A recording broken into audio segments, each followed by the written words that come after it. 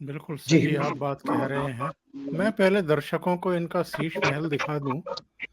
ये अरविंद केजरीवाल ने अपने लिए रिनोवेशन के नाम पर आसपास के 8 घर तोड़ करके एक शीश महल तैयार कराया है। एक ट्वीट में आपको पढ़वा दूं, दर्शकों को पढ़वा देता हूं। ये हरीश खुराना है, इन्होंने लिखा है, दिल्ली के मुख्यमंत्री अरविंद केजरीवाल के घर में 48 एसी लगे हुए हैं। सुना है उनके बाथरूम में भी एसी लगा हुआ है। कौन भरता है एसी के बिल? मैं और आप भरते हैं। मेरा तो कलेजा कांप उठता है यह सोचकर दिल्ली की 40% जनता झुग्गियों में रहती है, तब कोई मुख्यमंत्री कैसे एक आलीशान घर में रह सकता है। और इन्होंने नीचे एक नोट लिखा है, 10 एसी पर हल्ला मचाने वाला व्यक्ति आज अपने शीश महल में 48 एसी लगने पर चुप है। ये खुराना साहब ने, हरीश खुराना ने इनके एक पुराने ट्वीट का एक्चुअल में हवाला दिया है। ये अरविंद केजरीवाल का पुराना ट्वीट है, 27 अक्टूबर 2013 का। और उस समय शीला दीक्षित दिल्ली की मुख्यमंत्री थी। इन्होंने ट्वीट किया था कि दिल्ली की मुख्यमंत्री शीला दीक्षित जी के घर में 10 एसी लगे हुए हैं। मैंने तो सुना है उनके बाथरूम में भी एसी लगा हुआ है। कौन भरता है उनके एसी का बिल? मैं और आप भरते हैं।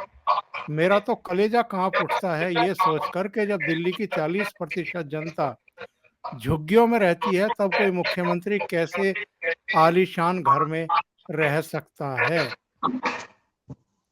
इनकी कथनी और करनी में कितना बड़ा अंतर है। जब शीला दीक्षित मुख्यमंत्री थी, तब ये सवाल उठाते थे कि जब 40% जनता झुग्गियों में रहती है, तो कोई मुख्यमंत्री आलीशान कोठी में कैसे रह सकता है। और आज ये वही करते हुए दिखाई दे रहे हैं।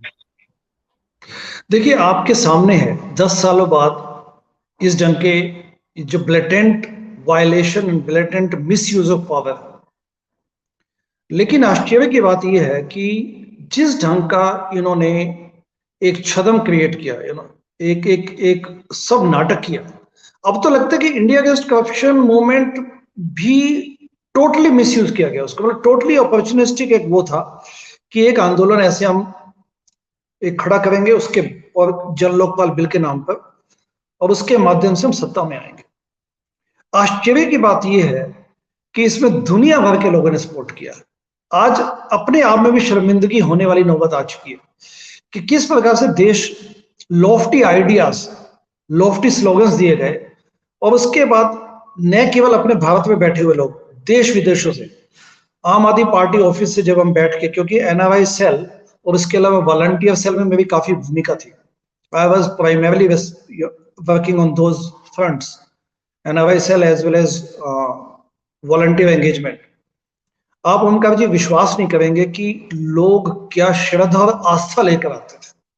बच्चे, नवयुवक, नवयुवतियां, कॉलेज स्टूडेंट्स, पढ़े लिखे हाई लेवल के एकेडमिशियंस, मजिस्ट्रेट, जजेस आम आदमी पार्टी ऑफिस में आते थे, और देश के कोने कोने से आते थे। सिर्फ दिल्ली इलेक्शन में 2013 की बात कर रहा हूं मैं, 2013-14 में जो इलेक्शन लड़ा गया, सिर्फ दिल्ली के इलेक्शन में पूरा देश आया हुआ था।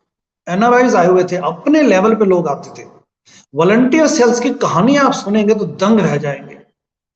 चिट्ठियों की चिट्ठी आती थी, स्नेल मेल से, डाक से चिट्ठियां आती थी। विभव विभव से आप पूछ सकते हैं उनको, बल्कि कभी बुलाइए, अगर वो आए तो आएंगे, नहीं वो कार्यक्रम में आपके, उनसे पूछिए वो जो चिट्ठी आती थी उनका क्या हश्र होता था। चिट्ठियों में संवेदनाएं, भावनाएं लिखती थी कि क्रांति अगर कोई आएगी तो इनके माध्यम से आएगी, देश बदलेगा। एक ताले वाला, एक ताला जो चाबी और ताला बनाते हैं साइकिल पे, एक सिख व्यक्ति की मुझे कहानी अभी तक याद है, करण सिंह इसको सुनाते हैं। उन्होंने लोन लेकर अपना काम छोड़ा, लोन लेकर इस पार्टी के लिए मदद की। गोवा से एक यंग एक स्टूडेंट बिना बताए, पहले उनकी मदर पैथोलॉजिस्ट थी उस वक्त, उनका फोन आया, उनको लगा कि चलो ये भी डॉक्टर हैं, तो शी फेल्ट वेरी एश्योरिंग कि भाई, क्योंकि उनका बेटा जिद कर रहा था कि मैं दिल्ली जाके कैंपेनिंग करूंगा। उनकी मदर का फोन आया कि मेरा बेटा गोवा से कभी बाहर तक नहीं निकला और ये दिल्ली आने की जिद कर रहा है। He was a college student. मैं इसको भेजूं कि ना भेजूं, मुझे बड़ा इस बात में डिलेमा है। तो मैंने कहा आप चिंता मत कीजिए, कोई दिक्कत नहीं है यहाँ पे। एनीवे, उसके बाद उनके घर में मना किया कि एक वन फाइन मॉर्निंग वो ऑफिस आ गया, काफी दिनों बाद, बिना बताया आया था। एनआरआईज ने वहां पे, एनआरआईज ने देश विदेशों में कितना काम किया, इनके लिए कई किस्म की एक्टिविटीज की हैं, न केवल फंड रेजिंग की, एक माहौल बनाने में। उनको यह लगता था कि यह व्यक्ति और इसके इर्द गिर्द जो ये मूवमेंट खड़ा है, ये सब बदलाव का एक संदेश, एक वाहक बनेगा, एक मीडियम बनेगा। लोगों को लगा कि नई पॉलिटिक्स की शुरुआत हो चुकी है। अपने अपने लेवल पे लोगों ने कितना काम किया। 25-25 सालों से कोई व्यक्ति जो इंडिया भी नहीं आया, वो व्यक्ति भी उन्होंने विस्फोट किया। आप मिडल ईस्ट को देख लीजिए, नाइजीरिया या अफ्रीकन कंट्रीज को देख लीजिए, यूएसए, कनाडा, यूके, सब जगह से विहंगम एक बहुत बड़े लेवल की सपोर्ट मिली है। मिडल ईस्ट एशिया से भी मिली है, प्लस साउथ ईस्ट एशिया से भी। आज सब देखें तो लगता है कि कितना बड़ा धोखा हुआ है, बताइए। आप चप्पल पहन के घूमते हैं, शर्ट बाहर निकाल के, और 45 करोड़ आपने शीश महल पे लगा दिए।